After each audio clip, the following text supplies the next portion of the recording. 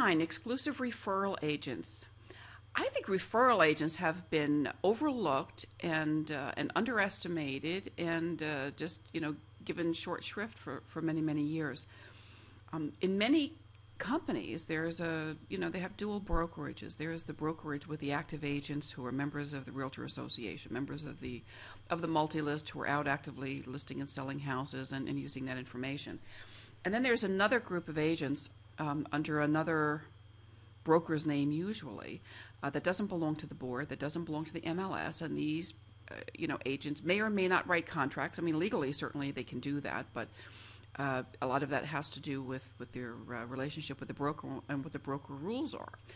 Certainly they can't access the MLS. They can't use that data. But boy, I'll tell you what, I think a lot of people are missing the boat, and I don't really see anybody working much because right now, I think one of the problems in real estate is that so much of the advertising is just about properties, and people aren't really doing as much with advertising and marketing that is not property specific. If you're listing properties and they're on the MLS and you're a referral agent, you can't market those properties necessarily. You can't market the stuff that's in the multi-list anyway from other agents, part of an IDX. But you can do an awful lot more with marketing than I think a lot of people think about. If you take a look at who these agents are, a lot of referral agents are people who have day jobs. They have jobs in other industries, other areas, and they get a real estate license because they want to leverage their referrals. Some of those people with day jobs are part-time agents who work in more conventional types of brokerages, and some of them just have a referral license so that they can leverage their sphere of influence and their family and their friends and be able to make a commission here and there, and that's about it. Some of the people in these referral agencies are retirees. They're retirees. Some of them retired real estate brokers, retired real estate agents who don't want to be actively listing and selling anymore, but they have their their book of business. They have their friends, their sphere of influence, their past clients, and they can leverage those relationships with referrals and referral income, and that can be very, very meaningful for a lot of real estate retirees.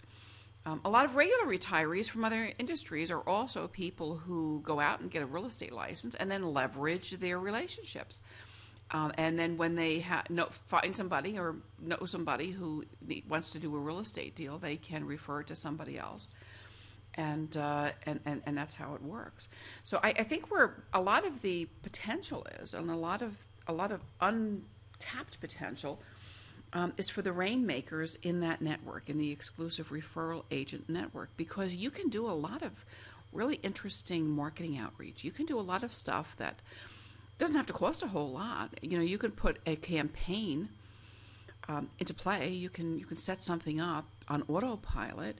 A campaign in any given niche, a campaign that has a lead magnet, that has an opt-in to an autoresponder, that will put people into a sales funnel who you can track, and when they are ready to do a deal, make a referral, or at any point in time in that sales process, you can make a referral, and then make a determination about how you want to do that when you're working with that.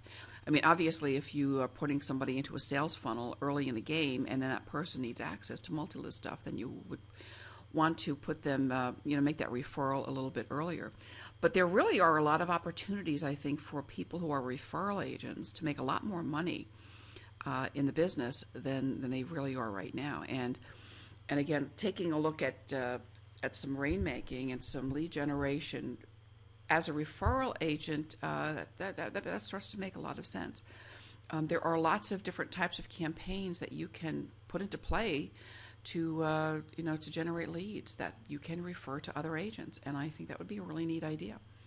So if you are a referral agent exclusively, or if you are considering moving over to an exclusive referral agency, it would pay to probably to shop around a little bit to those agencies and see exactly what their restrictions are on what you can do and what you can't do. I mean, obviously, any marketing or any advertising you do has to conform to state licensing law and every other kind of law. So you can't do something just off the seat by the seat of your pants. You need to do something that is good.